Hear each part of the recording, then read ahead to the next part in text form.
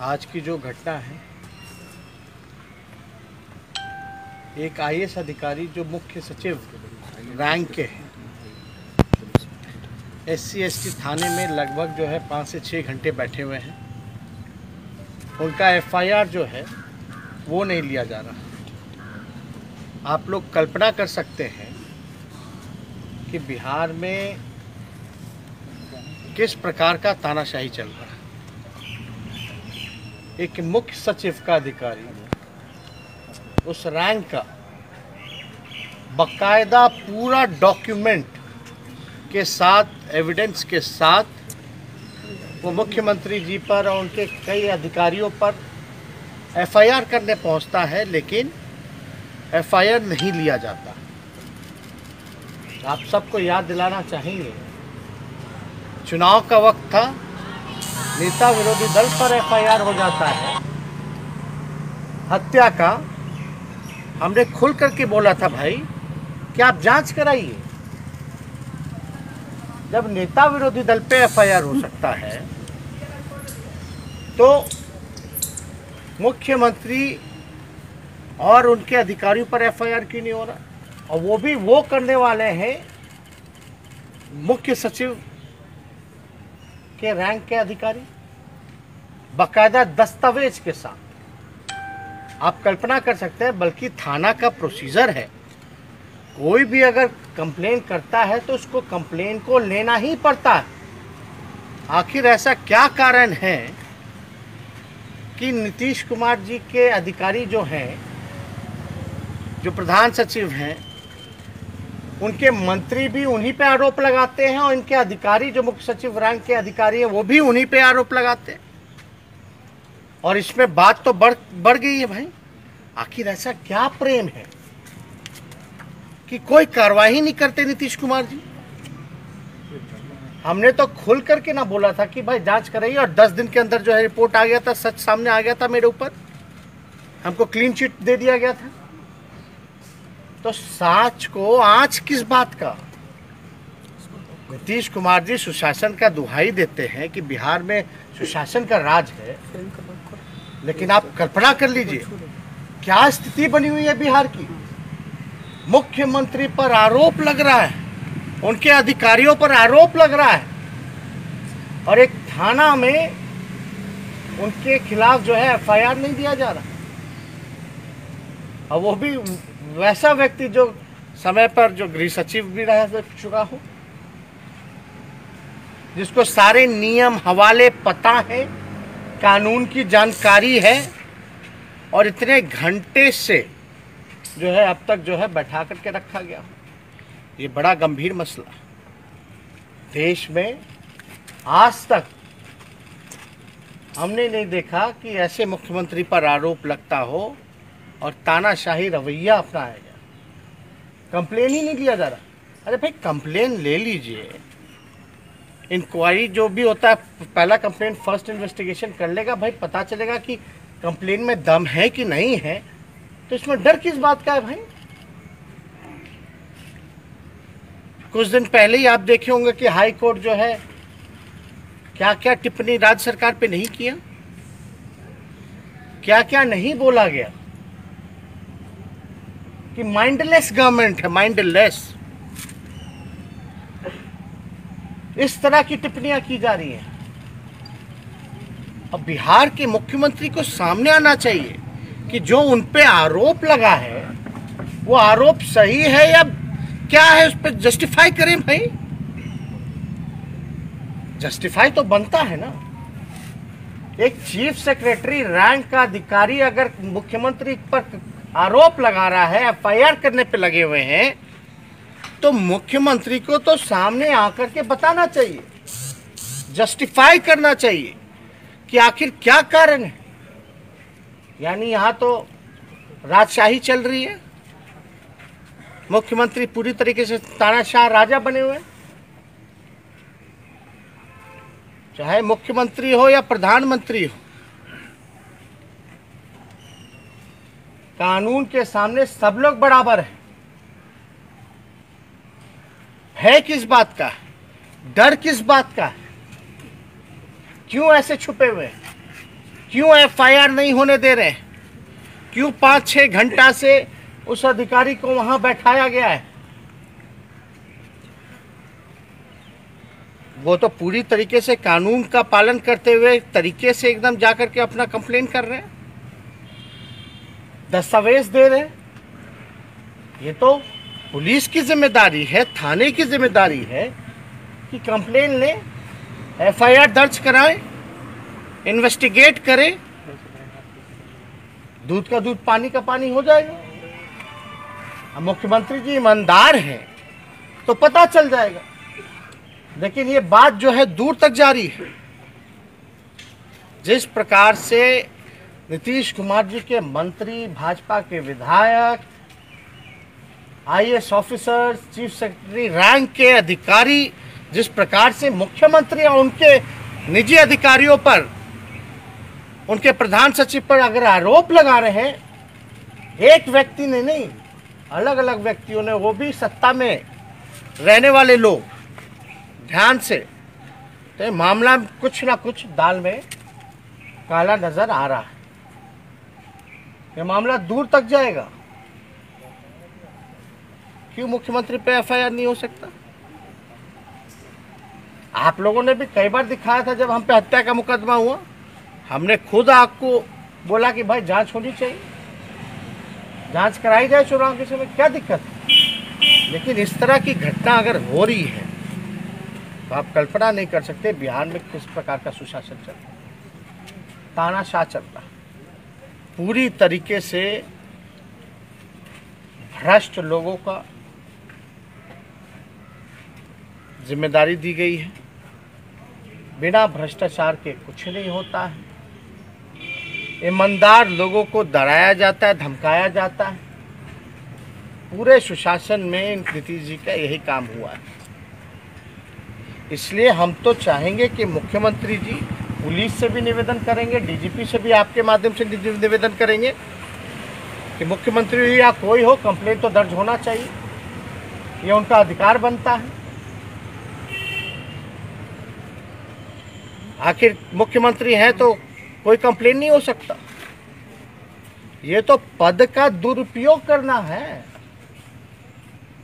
माननीय नीतीश कुमार जी पद का दुरुपयोग कर रहे हैं पूरी तरीके से, और ऐसे ऐसे कई भ्रष्टाचारी अधिकारियों को जो है बार बार बचाने का काम करें। आखिर कौन सा प्यार है, कौन सा प्रेम है कि उनके मंत्री भी कहते हैं, हर विधायक से लेकर के सब लोग कह रहा है, फिर भी मुख्यमंत्री जी का प्यार जो है उस अधिकारी के प्रति जागा हुआ। अब तो मुख्यमंत्री पर एफआईआर हो रहा, बाकायदा सबूत। और हमको लगता है कि अगर एफआईआर होगा तो इसमें बुरी तरीके से माननीय नीतीश कुमार जी फंसने जा रहा है, कह रहे भाई, पूरी तरीके से। और यही कारण है, डर का कारण है, जिसके लिए ये एफआईआर तक नहीं होने दे रहे। यही एक कारण है। तो इससे जुड़ा हुआ कोई सवाल हमको तो लगा भाई, आज अचानक से आप न्यूज़ के माध्यम से हमने देखा, बोले तो बड़ा गंभीर मसला। कोई मुख्य सचिव रैंक का अधिकारी कोई मामूली रैंक नहीं होता। एग्जीक्यूटिव पावर में अगर देखा जाए तो सीएम के बाद जो है उन्हीं लोगों को पावर है, उसी रैंक के अधिकारियों को ज़्यादातर पावर है। अगर ऐसी बात आ रही है, जिन उनके अंडर काम किया होगा, कोई बात होगी तो कंप्लेन तो लेना चाहिए। आखिर कारण क्या है हमको तो समझ भी नहीं आ रहा। ना नैतिकता बचा, ना अंतरात्मा बची मुख्यमंत्री जी की। बात बात पे हमको कहते थे कि भाई एक्सप्लेन कर दीजिए, एक्सप्लेन कर दीजिए। अब हम लोग कह रहे हैं कि भाई अब थोड़ा एक्सप्लेन कर दीजिए। हत्या का मुकदमा कैसे रफा दफा हुआ वो सब लोग जानते हैं। जो उन पे हत्या का आरोप था उस पर हमको कुछ नहीं कहना। जो मरे हैं उनके परिवार वाले से जाके पूछ लीजिएगा। लेकिन ये बात, ताज़ी बात, ये आज की घटना, अभी भी शायद जो अधिकारी जो हैं SC ST थाने जो है बैठे हुए, और एक दलित अधिकारी कंप्लेन कर रहा है सैकड़ों कागजों के साथ। जरूर उस कागज में दम होगा, जरूर उस अधिकारी ने साहस दिखाया है। हम तो मांग भी करेंगे भाई वैसे अधिकारी को सुरक्षा भी प्रदान की जाए, सुरक्षा भी दी जाए। और इतना साहस दिखाया है तो बिना कोई एविडेंस के इतना बड़ा अधिकारी जो है ये बचकानी हरकतें नहीं करेगा। जरूर कुछ ना कुछ है और उसी के कारण की वजह से मुख्यमंत्री जो है एफआईआर नहीं होने देना। इस पे कुछ बोलते नहीं, थोड़ा एक्सप्लेन करना चाहिए कि उनका आरोप क्या है। सुनने में आया कि कागज आगज जो है सब सीएम हाउस में जा रहा है, कॉपी लेके भाग गए, कॉपी लेकर के कोई भाग जा रहा है।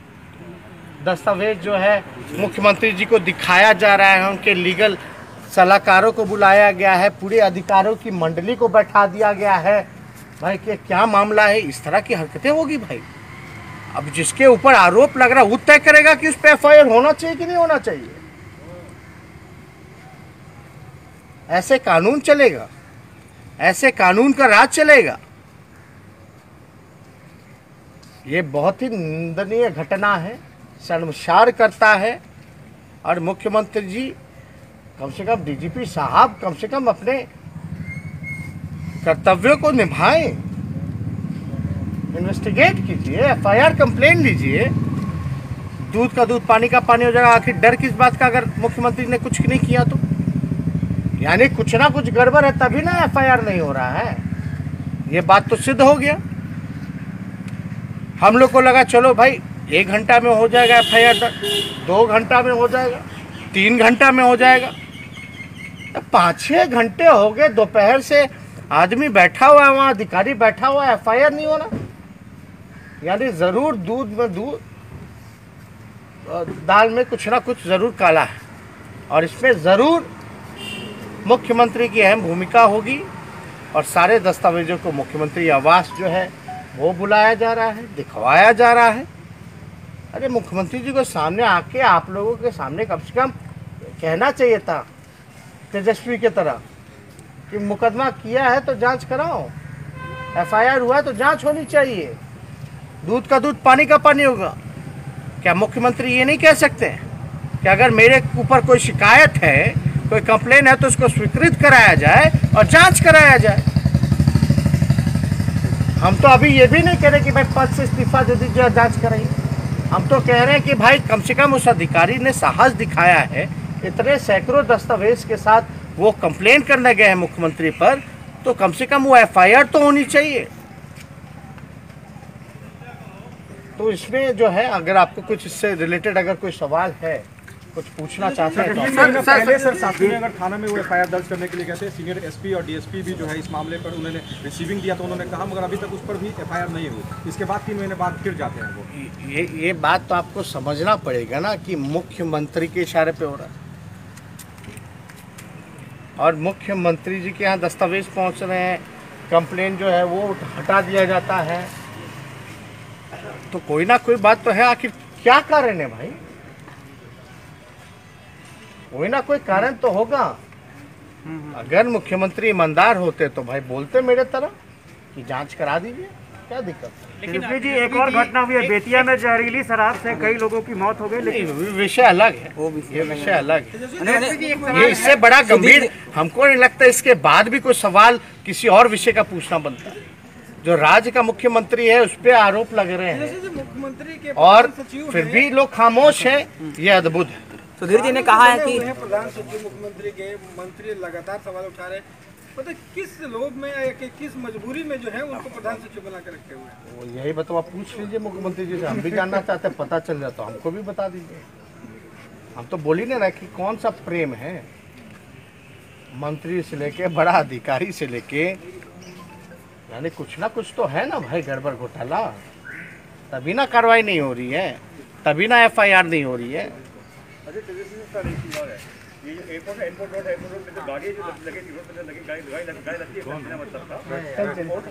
सर सुधीर कुमार जी सर सुधीर जी ने ये भी कहा है कि सामने आ गया है, सुधीर कुमार जी को खतरा भी हो सकता है सर। ना, हम तो बोल रहे हैं भाई उनको सुरक्षा भी देनी चाहिए। सर सुधीर जी ने ये कहा जो एप्लीकेशन जो इंग्लिश में था, इंग्लिश जो उनको थाना प्रभारी को समझ नहीं आया इंग्लिश, इसलिए FIR रजिस्टर्ड नहीं किया गया है। थाना प्रभारी का 35 पेज का अंग्रेजी में लिखा हुआ है, समझ ये बेवकूफ़ी वाली बातें हैं, मामले को टालने वाली बात है।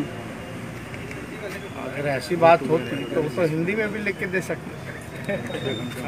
6 घंटे में तो अनुवाद नहीं हो सकता।